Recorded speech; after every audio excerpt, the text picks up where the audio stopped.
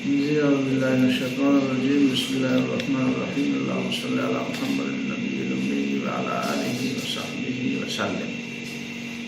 عن أبي نجيح العرباض بن سارية رضي الله عنه قال وعظنا رسول الله صلى الله عليه وسلم موعظة وجلت منها القلوب وذرفت منها العيون فقلنا يا رسول الله كأنها موعظة مودع فأوصنا.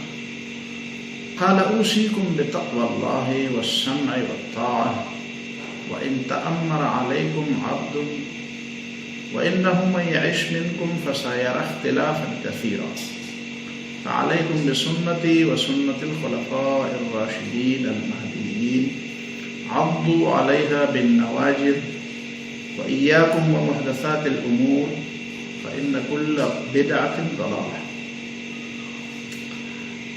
رواه الترمذی و ابو داود. یہ ایک انتہائی اہم اصول بتلانے والی حدیث ہے اور افسوس اس بات پر ہوتا ہے کہ اس حدیث کا جو اصل مفہوم ہے اس کی طرف لوگوں نے توجہ نہیں کی، اس کو سمجھنے کی لوگوں نے کوشش نہیں کی. اب دیکھیں یہ جو میرے سامنے کتاب پڑھی ہے یہ اردو کا ترجمہ ہے اس 40 احادیث کا اور تھوڑی سی تشریح بھی ہے. اس صاحب نے اس کا عنوان دیا ہے 28 نمبر حدیث کا، اسی حدیث کا جو ابھی میں نے تلاوت کی. حضور اقدس صلی اللہ علیہ وسلم کی چند خاص نصیحتیں. حالانکہ اس کا عنوان ایسا ہونا چاہیے جس طرح میں نے آپ کو بتایا کہ یہ تو نبی صلی اللہ علیہ وسلم کے بعد امت کے لیے انتہائی اہم اصول بتانے والی حدیث ہے. اور دریا کو کوزے میں بند کرنا تو اس کے مقابلے میں کچھ بھی نہیں.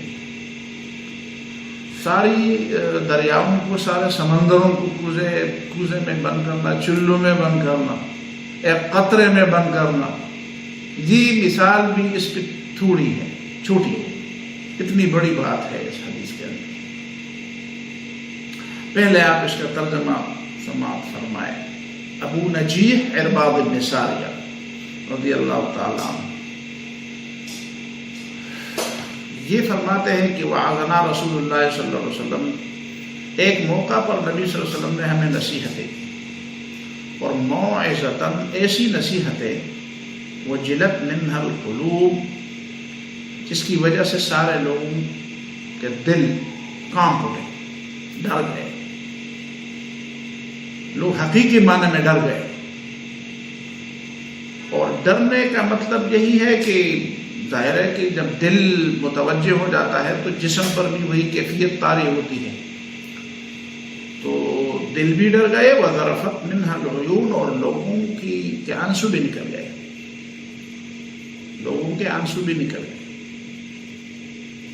ظاہر ہے کہ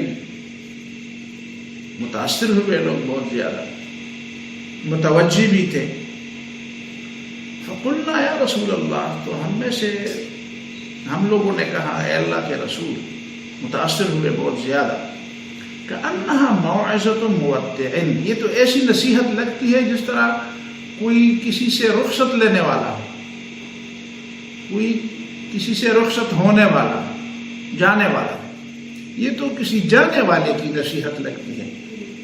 ایسی بات لگتی ہے کہ آپ ہم سے جا رہے ہیں. فأوصنا، تو ہمیں بنیادی وصیت کی، کوئی اہم وصیت کی. قالت، نبی صلی اللہ علیہ وسلم نے فرمایا اوصیکم بتقوی اللہ، میں تم سب کو اللہ کا تقوی اپنانے کی نصیحت کرتا ہوں، وصیت کرتا ہوں. تقوی، اللہ سے ڈرنے کی وصیت کرتا ہوں، اللہ کا خوف دل میں بٹھانے کی وصیت. ایسا خوف جو انسان کو گناہوں سے روکنے اور فرائض پر عمل کرنے پر آمادہ کرے. گناہوں سے روکنے اور فرائض پر عمل کرنے پر ابھارے، آمادہ کرے۔ فوراً اس کے بعد فرمایا والسمع والطاعہ، اور اپنے امراء اور اپنے بالا دستوں حکمرانوں جو تمہارے اوپر حکمران ہیں، تمہارے اوپر ذمہ دار بنائے گئے ہیں، ان کی بات سننے اور ان کی بات ماننے کی بھی وصیت کرتا۔ وَإِن تَأَمَّرَ عَلَيْكُمْ عَبْدٌ، اگرچہ تمہارے اوپر کسی ایسے غلام کو امیر بنایا جائے جو غلام ہے، مطلب یہ کہ غلام تو جب تک غلام ہو وہ تو امیر نہیں بنتا، لیکن مطلب یہ ہے کہ جب وہ غلام ہے اور پھر آزاد کیا جائے، مطلب یہ ہے کہ اس کا کوئی حسب نسب نہ ہو، اور دوسری حدیث میں یہ بھی ہے کہ اس کا سر کشمش کے دانے کی طرح چھوٹا ہو، اور یہ بھی ہے کہ وہ حبشی ہو، یعنی اس کا رنگ بھی ایسا نہ ہو کہ لوگ اس کے رنگ کی وجہ سے اس کو ذرا اہمیت دیں، رنگ بھی کالا کلوٹا ہو۔ اور ایک اور حدیث میں یہ بھی ہے کہ مجدع، اس کی ناک بھی کاٹی گئی ہو۔ آپ تصور کریں، ایک آدمی غلام تھا، پھر اس کا سر بھی چھوٹا، پھر اس کا رنگ بھی کالا کلوٹا، پھر اس کی ناک بھی کاٹی گئی، لیکن شرط یہ ہے کہ یقودکم، جس طرح سورہ مسلم اور ترمذی، نسائی، ابن ماجہ اور مسند احمد بن حنبل میں ایک اور روایت ہے، اس میں یہ ہے کہ یقودکم بکتاب اللہ۔ یہ سارے تو اس کے منفی اوصاف ہے بظاہر، یعنی شکل و شباہت کے لحاظ سے، حسب نسب کے لحاظ سے، اور چھوٹا سر کا مطلب یہ ہے کہ وہ شاید بڑے دماغ والا بھی نہیں، لیکن شرط یہ ہے کہ یقودکم بکتاب اللہ و سنت رسول، اللہ کی کتاب کے ذریعے وہ تمہاری قیادت کرے۔ اس کی قیادت کی بنیاد اللہ کی کتاب ہے، ظاہر کہ اللہ کی کتاب تو سنت رسول تو ہو۔ یقودکم بکتاب فاسمعوا له واطیعوا، تو اس کی بات سنو بھی اور اس کی بات مانو۔ وسنت، ہاں، وانه من يعش منکم، اور یہ بات بھی یاد رکھو کہ وَإِنَّهُ مَن يَعِشْ مِنْكُمْ، اور تم میں سے کوئی بھی اگر میری زندگی، میری وفات کے بعد زندہ رہے، تم میں سے جو بھی میرے بعد زندہ رہے، فَسَيَرَى اخْتِلَافًا كَثِيرًا، تو بہت زیادہ اختلافات دیکھے گا، مذہبی قسم کے اختلافات، قومی قسم کے اختلافات، سیاسی قسم کے اختلافات، مسلکی قسم کے اختلافات۔ میرے بعد جو لوگ زندہ رہیں گے وہ یقیناً فَسَيَرَى، یقیناً سین کے ساتھ، فَسَيَرَى، بس یقیناً وہ دیکھے گا بہت زیادہ اختلاف کثیر، بہت زیادہ اختلافات دیکھے گا۔ اختلافات تو زندگی کی علامت بھی ہے، اور اگر اپنے حدود میں نہ رہے تو پھر نقصان بھی ہے۔ اختلاف تو ہے، پوری کائنات اختلاف ہے، پوری کائنات میں رنگ ایک نہیں ہے، مزاج ایک نہیں ہے، اوقات ایک طرح کے نہیں گزرتے، موسم ایک طرح کے نہیں گزرتے، دن رات میں اختلاف ہے، سردی گرمی میں اختلاف ہے، کڑوے اور میٹھے میں اختلاف ہے، سفید اور سیاہ میں اختلاف ہے۔ مطلب ہے کہ اختلافات، رنگوں میں کتنا اختلاف ہے، تو اختلافات تو ہوتے ہیں۔ اسی طرح رائے میں اور نقطہ نظر میں بھی اختلاف ہے، اور نقطہ نظر کا اختلاف تو زندوں کے درمیان ہوتا ہے، مردوں کے درمیان تھوڑا ہوتا ہے، تو زندگی کی علامت ہے۔ لیکن اختلاف کو اگر اپنے حدود میں رکھا جائے، تو وہ نعمت بن جاتی ہے، وہ زندگی کی علامت ہو جاتی ہے، اور وہ مفید بھی ہوتی ہے۔ اختلافات سے، اختلاف کا مطلب یہ ہے کہ سامنا تو آپ دیکھ سکتے ہیں، پیچھا بھی دیکھیں، خلف، یعنی اس کا ایک اچھا پہلو بھی ہے، مثبت پہلو بھی ہے۔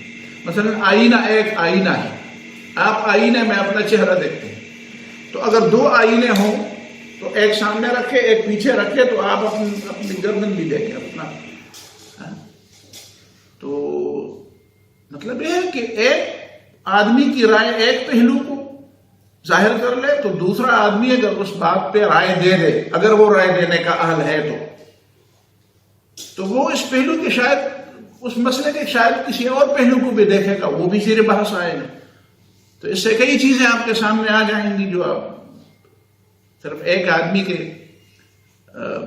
اس ریسرچ کی بنیاد پر وہ سامنے نہ آ سکتی تھی. دوسرے آدمی کا ریسرچ، اس کی تحقیق بھی شامل ہو، اس کی رائے بھی شامل.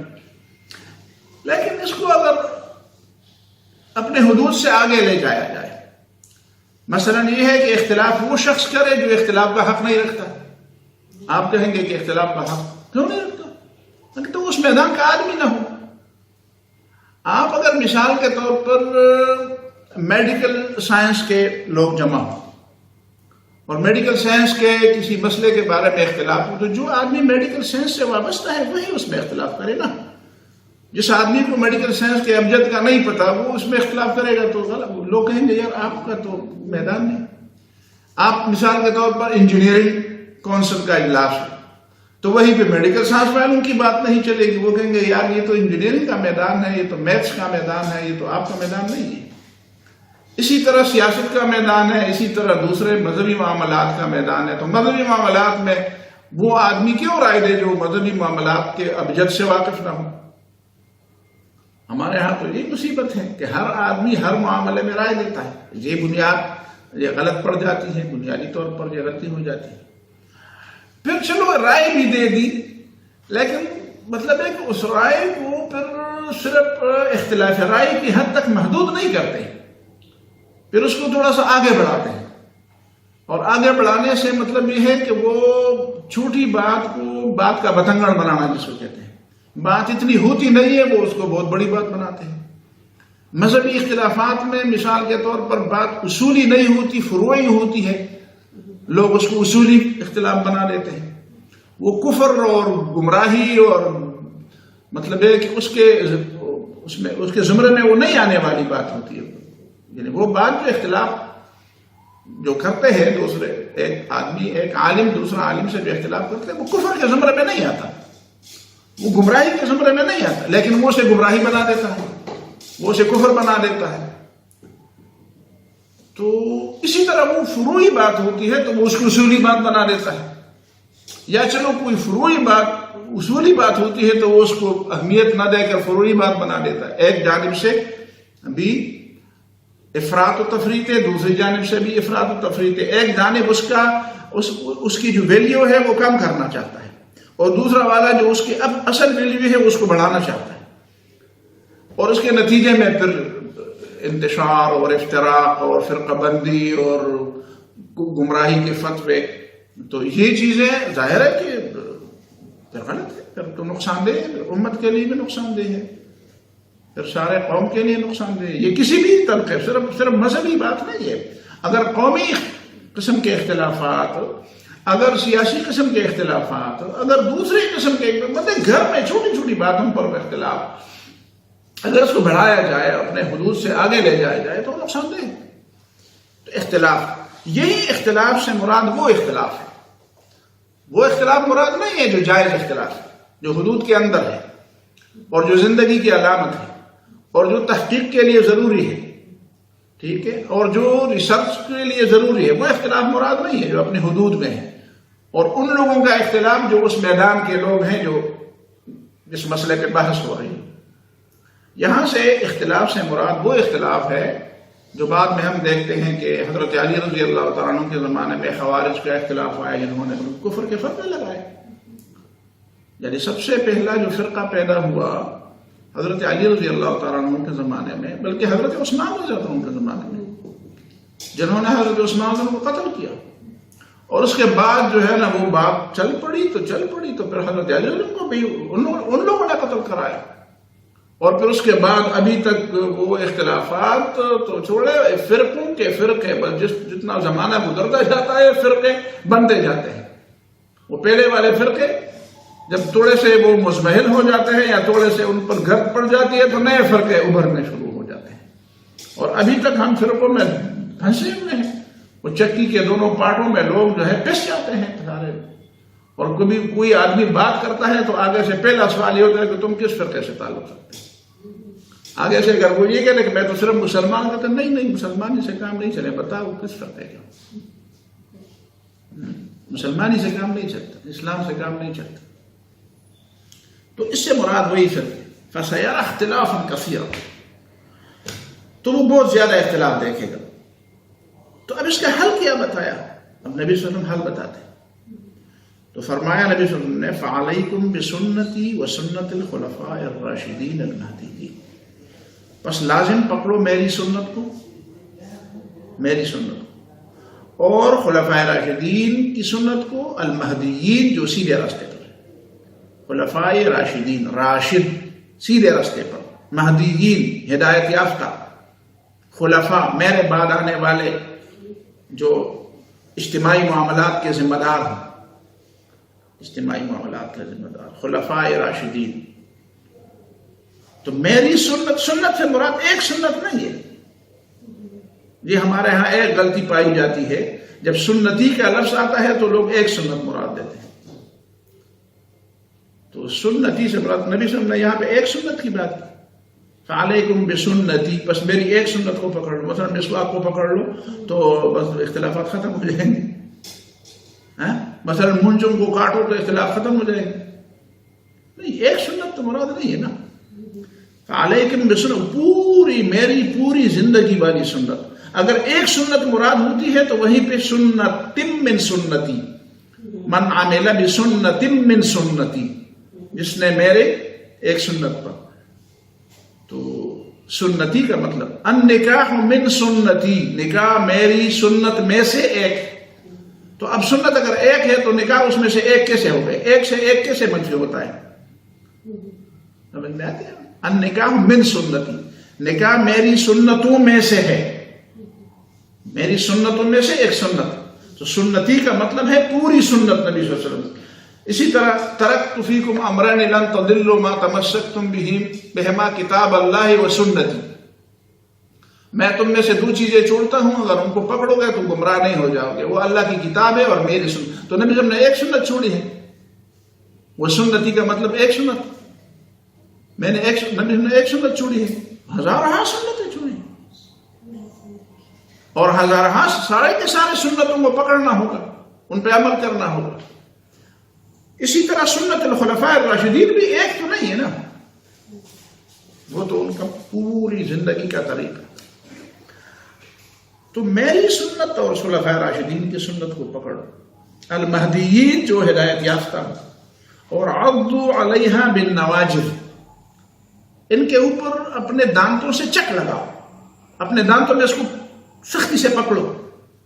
جو چیز سخت قسم کی ہوتی ہے, مثلا جو گھرا ہوتا ہے, اگر وہ نہیں کھولا جاتا تو لوگ اس کو دانت سے کھول لیتے ہیں. مطلب یہ ہے کہ اگر ان میں کوئی مشکل ہوتی ہے تو اس مشکل کو مضبوطی کے ساتھ اور اہتمام کے ساتھ اور اہمیت کے ساتھ حل نہ کرنے کی کوشش کرو. سمجھ میں آتی ہے بات؟ عضوا علیہا بالنواجذ. نواجذ کے دو معنی ہیں. نواجذ صرف دانت کو بھی کہتے ہیں. تو اگر یہیں سے مراد ان کو پکڑنا یعنی مسائل کو حل کرنا ہو, کھولنا یعنی کسی عقدے کو کھولنا ہو. لیکن اگر نواجذ سے مراد وہ آخر الاضراس ہوں تو بالکل آخری دانتیں ہوتے ہیں, جو چار دانت ہیں, ٹھیک ہے نا, سنایا ہے اور یا ہے اور پھر رباعیات ہیں اور پھر انیاب ہے اور پھر اضراس ہیں اور پھر نواجذ ہیں اور طواحل ہیں. یہ دانتوں کی اقسام ہیں. تو النواجذ آخر الاضراس, تو آخر میں جو چار دانت ہوتے ہیں ان کو کہتے ہیں عقل کی داڑھ. عقل کی داڑھ کہتے ہیں. جب آدمی کی عمر پختہ ہو جاتی ہے تو وہ دانت نکل آتے ہیں. وہ ہمارے یہاں کسی استاد نے طالب علموں کو بتایا کہ منہ میں 32 دانت ہوتے ہیں. تو طالب علم جو اس وقت تھے تو وہ تو ابھی وہ اتنے نہیں تھے, تو انہوں نے اپنے دانت گن لیے. تو کسی کہا کہ ہم میں سے تو کسی کے بھی 32 نہیں ہیں. کہتے ہیں کہ ہم نے جھوٹ بولا. یہ تو میں کہتے جھوٹ بولا, غلط بولا. کہ ہمارے تو نہیں، کہ ابھی تم 32 والے نہیں بنے ہو نا. مطلب یہ ہے کہ جب عقل پختہ ہو جاتی ہے تو عقل کی داڑھ نکل آتی ہے. تو عضو علیہا بالنواجذ کا مطلب ہوا کہ اس کو عقل کی کسوٹی کے مطابق پکڑ لو. عقل یہی ہے، فہم اور سمجھ یہی ہے، تجربہ یہی ہے. یعنی سنت رسول کو پکڑنا یہ ہوشیاری ہے، خلفائے راشدین کی سنت کو پکڑنا یہ ہوشیاری ہے. ایک آدمی اپنے آپ کو ہوشیار سمجھتا ہے لیکن سنت رسول پہ عمل نہیں کرتا تو وہ ہوشیار نہیں ہے، اگرچہ اس کی داڑھیں نکل آئے ہیں. داڑھیں نہیں، داڑھی بھی نکل آئے ہو، داڑھیں بھی نکل آئے ہیں. تو داڑھوں سے پکڑنا کا مطلب یہ ہے کہ یہ تجربہ شدہ چیزیں ہیں، ایک دفعہ ان کا تجربہ ہو چکا ہے. سنت رسول جو ہے اختلافات کا حل ہے، اس پہ تجربہ ہو چکا ہے. تم دوبارہ تجربہ نہ کرو. تمہاری تجربہ کاری یہ ہے کہ تم اس کو پکڑ لو، اس پہ عمل کر لو. اسی طرح سنت خلفائے راشدین جو ہے یہ تجربے سے ثابت ہو چکے ہیں کہ یہ ٹھیک ہے، اس پہ تجربہ ہو چکا ہے. اب دوبارہ کسی تجربہ شدہ چیز پر دوبارہ تجربہ نہیں کیا جا سکتا، دوبارہ اس کو اپنایا جاتا ہے، اس پہ عمل کیا جاتا ہے. تو یہ ہے عضو علیہا بالنواجذ. وَإِيَّاكُمْ وَمُحْدَثَاتِ الْأُمُورِ، اور خبردار اپنے آپ کو بچاؤ ان چیزوں سے جو نئے نئے پیدا کیے جائے تھے، جو نو پیدا قسم کی چیزیں، نئی قسم کی بدعات ہے. محدثات الامور، جو سنت رسول اور سنت خلفائے راشدین کے مقابلے میں نئی چیزیں پیدا کی جاتی ہیں، ان چیزوں سے اپنے آپ کو بچاؤ. فإن كل بدعة ضلالة، اس لیے کہ وہ بدعت ہے اور ہر بدعت گمراہی. اب اس حدیث کو آپ دیکھیں، میں اس میں جو نقطہ بیان کرنا چاہتا ہوں وہ یہ ہے، رسول اللہ صلی اللہ علیہ وسلم نے صحابہ کو نصیحتیں کی، پھر وصیت فرمائی، اور وصیت میں دو باتیں، ایک تقوی اور دوسرا سمع و طاعت. تقوی وہ چیز ہے جو ہر شخص کو گناہوں سے روکنے والی، ٹھیک ہے. مطلب یہ کہ اگر تقوی نہ ہو تو آپ برائی سے روکنے کے لیے فوج بھرتی کریں گے، پولیس بھرتی کریں گے. اب جب پولیس کے اندر تقوی نہ ہو تو پولیس والے خود گناہ گار بنیں گے، وہ خود گناہ کریں گے. تو بندوق تو ان کے پاس ہے، تو پھر اس کا کیا علاج کیا جائے گا کہ جب وہ خود غلطی پر آ جائے. جن کو آپ نے محافظ بنایا ہے وہ خود چور بن جائے. آپ نے چوکیدار رکھا ہوا ہے کہ یہ بندوق لے لو اور ہماری حفاظت کرو، اب وہ چوکیدار خود بندوق لے کر تمہارے اوپر تان لیتا ہے، اس کا کیا علاج ہے؟ تو کچھ لوگ کہتے ہیں کہ بس یہ چیز ہی غلط ہے، تو بیوقوف ہیں جو کہتے ہیں کہ غلط ہے. بھائی جو غلط ہے تو لوگ فوج کیوں رکھتے ہیں؟ غلط ہے تو پوری دنیا کے لوگ پولیس کیوں رکھتی ہے؟ غلط ہے تو لوگ چوکیدار کیوں رکھتے ہیں، پہرےدار کیوں رکھتے ہیں؟ کسی دوسرے طریقے سے آپ نے اس فوج کو یا اس پولیس کو یا اس چوکیدار کو آپ نے کنٹرول کرنا ہے.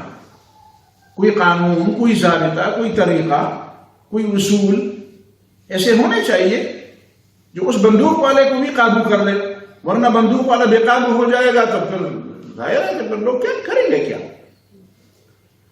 اب اسلام نے بندوق والے کو قابو کرنے کے لیے تقوی اختیار کیا، تقوی کی بات کی کہ اس کو خدا سے ڈراؤ، اس کے دل میں خدا کا خوف پیدا کر، خدا کا خوف پیدا کر.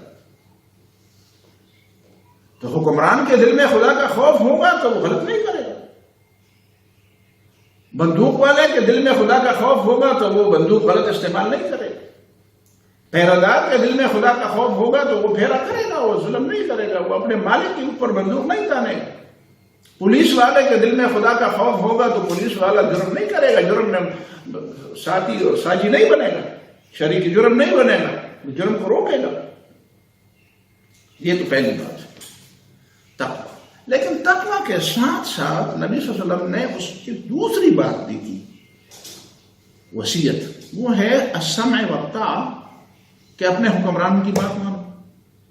مطلب ہے کہ سسٹم کو برباد نہ کرو، سسٹم کو چلتے رہنے دو.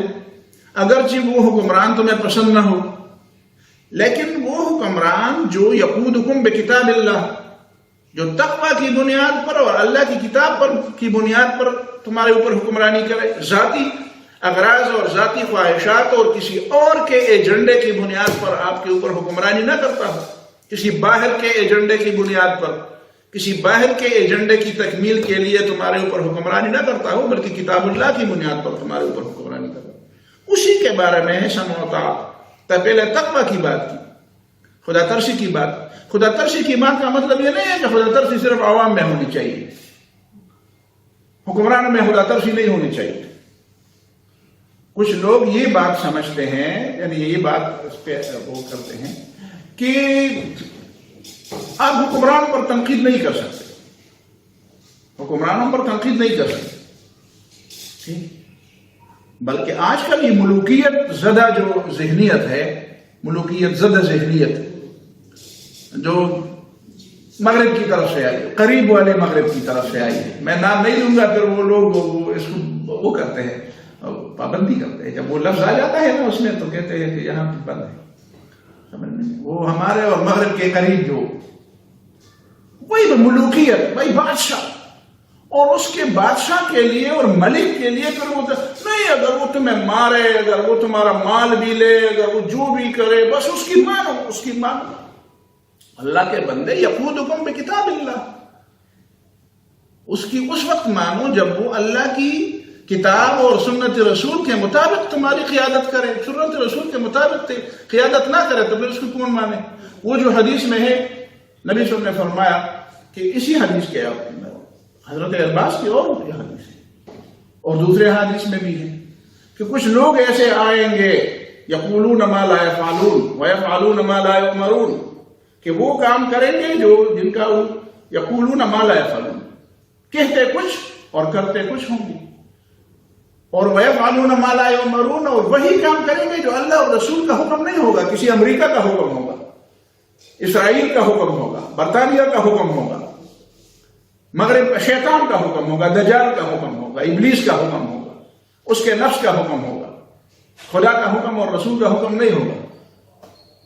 تو نبی نے فرمایا فمن جاہدہم بیدہ فہو مومن، ان کے خلاف جو ہاتھ سے جہاد کرے گا وہ مومن ہے، پہلے نمبر کا مومن۔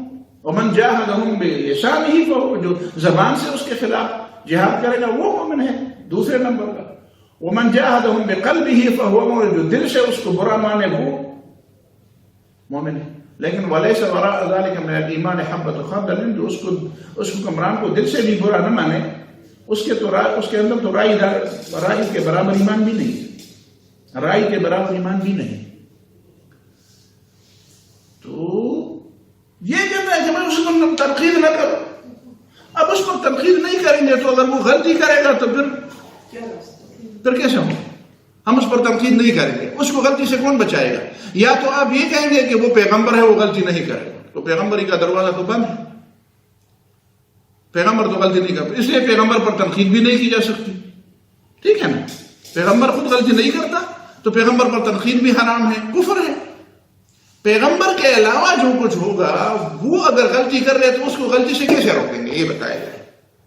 اگر آپ کہتے ہیں کہ حکمران پر تنقید بھی نہ کرے، ایک تو یہ مشکل ہے کہ وہ لوگ خلط مبحث بھی کرتے ہیں، مکس اپ کرتے ہیں بات، یعنی مدعا ان کا یہ ہوتا ہے کہ آپ بات بھی نہ کریں۔ احادیث وہ بتاتے ہیں آپ کو جس میں مسلح خروج کے بارے میں بتایا گیا ہے کہ اسلحہ نہ اٹھائے، خدا کا خوف کرو، اسلحہ اٹھانے اور بات کرنے کے درمیان تو بہت وسیع خلیج ہے۔ بات کرنا تو اسلحہ اٹھانا نہیں ہے۔ میں بات کرتا ہوں، آپ کہتے ہیں بات نہ کرو حکمران کے خلاف، کیوں؟ کہتے ہیں اسلحہ اٹھانا حرام ہے۔ خدا کا خوف کرو یار، میں نے تو بات کی۔ بات کرنے کا مطلب اسلحہ اٹھانا تو نہیں ہے۔ اسلحے اٹھانے کے لیے تو بہت شرائط ہیں اور وہ بہت مشکل سے پورے ہوتے ہیں، بہت مشکل کام ہے، وہ دوسری چیز ہے۔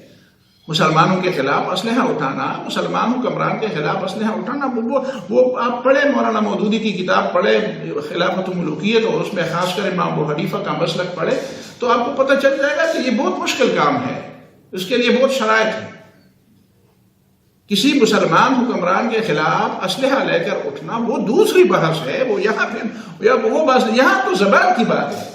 ہاتھ سے روکنے کا مطلب کیا ہے؟ ہاتھ سے روکنے کا مطلب بندوق ہے۔ ایک آدمی کھڑا ہے اور آپ اس کو ہاتھ سے بیٹھ جاؤ، نہ کرو بات، تو کیا یہ اسلحہ لینا ہے؟ ہاتھ کے اوپر وہ اسلحے والی بات صادق نہیں ہوتی. یہ لوگوں کو گمراہ نہ کرے. لوگ گمراہ کرتے ہیں لوگوں کو کہ جب آدمی ہاتھ کی بات کرتا، بلکہ وہاں تو ہاتھ بھی نہیں، وہ جس علاقے کی میں بات کر رہا ہوں وہاں تو آپ ہاتھ بھی نہیں لاتے، تو صرف بات کرتے ہیں، اور بات کرنے کے لیے آپ منہ کھولیں گے تو آپ کو فوراً پکڑا جائے گا. یہ کون سی طریقہ؟ یہ کس حدیث میں ہے کہ آپ بات بھی نہ کرنے دیں لوگوں کو؟ لیکن میرا سوال یہ ہے، اگر کوئی میری بات کو سمجھتا ہو، میرا سوال یہ ہے کہ بھائی اس طرح کے حکمرانوں کی اصلاح کا طریقہ کیا ہے؟ بات کرنا، وہ بندوق اٹھانا تو چلو وہ تو مشکل ہے، وہ تو میں بھی قائل نہیں ہوں کہ کسی مسلمان کے خلاف بندوق اٹھایا جائے. یہ تو ہر ایک کے کرنے کا کام نہیں. تو اس کے لیے تو شرائط ہے، جب وہ شرائط پوری ہو جائے تو ٹھیک ہے، وہ شرائط نہ پوری ہو جائے تو وہ امام ابو حنیفہ رحمہ اللہ کی کتابوں میں پڑھے، اور المودودی نے بھی اس کی وضاحت کی ہے.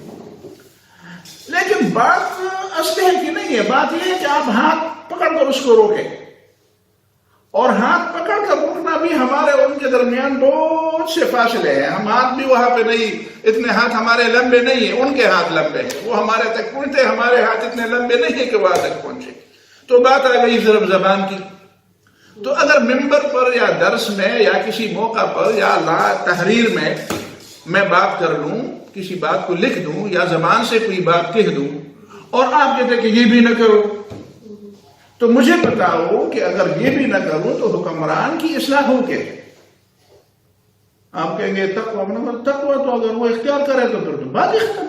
لیکن وہ تقویٰ بھی اختیار نہیں کرتا، وہ بدماشی پر ہوتا رہتا ہے. وہ تو ریاست کے وسائل حق کے خلاف استعمال کرتا ہے، اپنی ذاتی اغراض کے لیے استعمال کرتا ہے، کسی دوسرے کے غرض کے لیے استعمال کرتا ہے، یہودیوں کے لیے استعمال کرتا ہے، امریکیوں کے لیے استعمال کرتا ہے، باہر کے لوگوں کے مقاصد پورے کرنے کے لیے استعمال کرتا ہے. آپ کے وسائل میرے ہیں، ٹیکس میں نے دینے ہیں، آپ کو قوم نے دینے ہیں، وسائل ہمارے ہیں، اور یہ وسائل جو ہمارے ہیں ان کو ہمارے خلاف استعمال کیا جاتا ہے دوسرے کے مقاصد پورے کریں. تو بتاؤ اس کا طریقہ کیا ہوگا؟ اگر ہم ملوکیت پر رد نہ کریں اور ملوکیت کا احتساب نہ کریں تو ان کو سیدھے راستے پر جانے کا کیا طریقہ ہے؟ خود تو وہ اپنے آپ کو بالاتر سمجھتے ہیں، قانون سے بالاتر سمجھتے ہیں، اور ترغیب بھی اس پر نہ کریں. اگر وہ چوری کرتا ہے، عام آدمی چوری کرے تو اس کا تو ہاتھ کاٹ دو. آدمی مطلب یہ ہے کہ دوسری غلطی کرے، فساد کرے، کرپشن کرے، وہ کرے تو اس کو تو سزا دو. لیکن تم خود کرپشن کرو، تم خود جھوٹ بولو، تم خود قتل کرو، تم خود چوری کرو، تم خود ڈاکے ڈالو، تم خود لوگوں کا خون بہاؤ، تم لوگوں کی عزتوں کو پامال کرو، تم ان کی حرمتوں کو پامال کرو، تم لوگوں کو غلام بناؤ، تم لوگوں کو امریکہ کا غلام بناؤ، یہودیوں کا غلام بناؤ، ہندوؤں کا غلام بناؤ، اپنا غلام بناؤ، تو تمہیں کچھ نہیں کہا جائے گا. تم کوئی پیغمبر ہو. تمہاری اصلاح کا طریقہ کیا ہے؟ اس کا مطلب یہ ہوا کہ تم اسلام کو یہ سمجھتے ہو کہ اسلام صرف غریبوں کے لیے ہے، زیردستوں کے لیے ہے، جو نیچے کے ہاتھ کے نیچے لوگ ہیں ان کے لیے ہے اسلام اور کفر اور حرام و حلال، اور حکمران اس سے مستثنا ہے. یہ کہنا چاہتے ہو؟ اگر حکمران اس سے مستثنا نہیں ہے تو پھر بتاؤ حکمران کی اصلاح کا طریقہ کیا ہے؟ کہتے ہیں یہ سیاسی اسلام ہے، یہ کیا ہے؟ یہ حدیث، واللہ میں آپ کو درست کہتا ہوں، اگر کوئی اس حدیث کو سمجھے تو صحیح کہ نبی صلی اللہ علیہ وسلم نے وصیت کے طور پر تقویٰ کے فوراً بعد سمع و طاعت کی بات کی اور اختلافات کی بات کی. اختلافات اس طرح نہیں حل ہوتے، اس طرح اختلافات تب حل ہوں گے جب خلافت قائم ہوگی، جب درست خلافت ہوگی، جب نظام حکومت درست ہوگا. جب ابو بکر اور عمر رضی اللہ تعالیٰ عنہما کے زمانے میں خلافت ٹھیک تھی تو اختلافات بھی ایسے نہیں تھے. لوگ کہتے حضرت عمر سخت تھے، سخت نہ ہوتے تو پھر ایسا نہ ہوتا.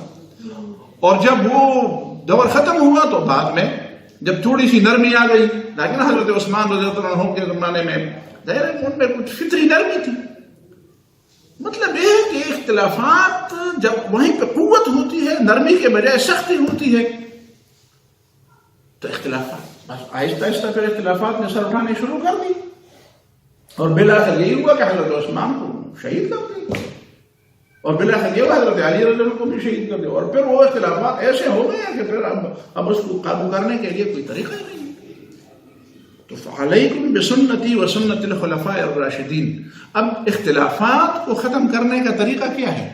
خلفاء راشدین اور سنت رسول کا طریقہ. اب آپ دیکھیں کہ نبی صلی اللہ علیہ وسلم کو تو مقام حاصل تھا نبوت کا، وہ تو بالا تر ہے، لیکن خلفاء راشدین کا انتخاب کیسے ہوا؟ دیکھیں محدثات الامور، ایک اور نقطہ بھی ذہن میں رہے، یہ جو فرمایا کہ میری سنت اور خلفاء راشدین کی سنت کو پکڑ لو، اور وَإِيَّاكُمْ وَمُحْدَثَاتِ الْأُمُورِ، اور خلفاء راشدین اور سنت رسول کے بعد اور خلفاء راشدین کے بعد جو نئی باتیں نکالی جائیں گی ان سے اپنے آپ کو بچاؤ. اب خلافت راشدہ کے بعد نئی باتیں کیا نکالی گئی؟ ذرا سوچیں، اگر کسی کے اندر سوچ کا مادہ ہے تو بتائیں. خلفاء راشدین ابو بکر، عمر، عثمان اور علی کیسے منتخب ہوئے رضی اللہ عنہ؟ اب اس کے بعد جو نیا طریقہ آ گیا خلاف انتخاب کا، حکومت سنبھالنے کا، وہ بدعت تھا نا، وہ نئے طریقے بدعت تھے. ایاکم محدثات الامور، خلفاء راشدین کے انتخاب کا جو طریقہ تھا وہ سنت خلفاء راشدین، وہ نبی صلی اللہ علیہ وسلم کا حکم ہے، اسی کو فالو کرو. اور اسی کے بعد جو لوگ محدثات الامور، خلافت کے بعد جو محدثات، جو نئے طریقے ایجاد ہوتے ہیں، نئے طریقے کیا ہے؟ وہی نئے طریقے ولی عہدی کے طریقے ہیں، اور کیا ہے؟ وہی نئے طریقے. یہ کوئی حضرت ابوبکر صدیق کے زمانے میں ولی عہد تھا، کوئی عمر فاروق کے زمانے میں ولی عہد تھا، کوئی حضرت عثمان رضی اللہ عنہ کے زمانے میں ولی عہد تھا، کوئی حضرت علی کے زمانے میں ولی عہد تھا رضی اللہ عنہ. تو ایک تو طریقہ انتخاب وہ بدعت ہے، کوئی مانے یا نہ مانے، کسی کی ایک آنکھ روئے یا ہنسے، لیکن یہ حدیث جو مانتا ہے وہ اس کو مانے گا کہ محدثات الامور وہی ہیں جو خلافت کے حوالے سے ہیں، جو خلافت کے انتخاب کے حوالے سے، اور جو خلافت کے چلنے کے حوالے سے. ابو بکر صدیق اور عمر فاروق نے خلافت کیسے چلائی؟ حضرت عثمان اور حضرت علی نے خلافت کیسے چلائی؟ خزانے کے ساتھ کیا، بیت المال کے ساتھ کیا، اپنے آپ کو قانون سے بالا تر سمجھا، اپنے خاندان کو قانون سے بالا تر سمجھا. اچھا، لوگوں کی زبانوں پر پیرے بٹھا دیے، لوگوں کی زبانوں پر پیرے بٹھا دیے، لوگوں کو بولنے نہیں دیا، لوگوں کی تربیت کس انداز سے کی، خود کیسے تھے. اور پھر یہ بتایا جائے کہ اختلافات اور خلافت، سنت رسول اور سنت خلفاء راشدین، دیکھیں یہ دونوں متضاد چیزیں ہیں. سنت رسول ہوگی اور سنت خلفاء راشدین ہوگی تو اختلافات دبے رہیں گے. اب اختلافات کو ختم کرنے کا طریقہ یہی ہے کہ سنت رسول کو دیکھے جائے اور سنت خلفاء راشدین کو دیکھا جائے. اب نبی صلی اللہ علیہ وسلم کے زمانے میں تو بات ختم، وہ اس میں تو بات ہی نہیں ہے، ظاہر ہے کہ سارے واجب الاتباع ہیں. لیکن خلفاء راشدین کے زمانے میں بھی ایسا تھا کہ کوئی دینی مسئلہ پیدا ہوتا تو لوگ خلیفہ سے رجوع کرتے، کوئی دینی مسئلہ ہوتا تو لوگ آ کر خلیفہ سے رجوع کرتے، اور خلیفہ ایک میٹنگ بلاتا اور اس میں بڑے بڑے ماہرین و فقہاء اور سارے جو دین کے سمجھنے والے ہوتے تھے وہ ان کے، اور پھر مجلس میں بات، حضرت ابو صدیق بھی ایسا کرتے تھے، عمر فاروق بھی ایسا کرتے تھے، حضرت عثمان بھی ایسا کرتے تھے، حضرت علی بھی ایسا کرتے تھے. لیکن یہ بتایا جائے کہ ان کے بعد، حضرت علی رضی اللہ عنہ کے بعد، کیا لوگوں نے اپنے دینی مسائل کے حل کے لیے خلافت کی طرف اس طرح رجوع کیا، یا وہیں پہ کوئی ایسی بات ہو گئی کہ آؤ، اور خلیفہ حضرت بھی اس مقام کا تھا کہ لوگ اس سے دینی مسائل نہیں پوچھے. یہی تو خلافت راشدہ کے بعد وہ خلا پیدا ہو گیا جس کو بعد میں امام ابو حنیفہ رحمۃ اللہ نے ایک دوسرے انداز سے اس خلا کو پر کیا. کوئی سمجھنے والا ہو تو سمجھے. تو یہ بنیادی چیزیں ہیں، یہ بنیادی چیزیں ہیں. یہ ان بنیادی چیزوں کو جو نہیں سمجھے گا نا وہ اس حدیث کو نہیں سمجھ سکتا. اور میں سمجھتا ہوں کہ میری اس بات کو بھی 2-3 دفعہ دہرا کے اگر آدمی اس کو سمجھنے کی کوشش کرے تب اس مسئلے کی تہ تک پہنچیں گے. اختلافات کیا ہیں، اختلافات کا حل کیا ہے، اور اختلافات سے مراد یہاں پہ سیاسی اختلافات ہیں. یہ بتایا جائے، یہ معلوم کیا جائے.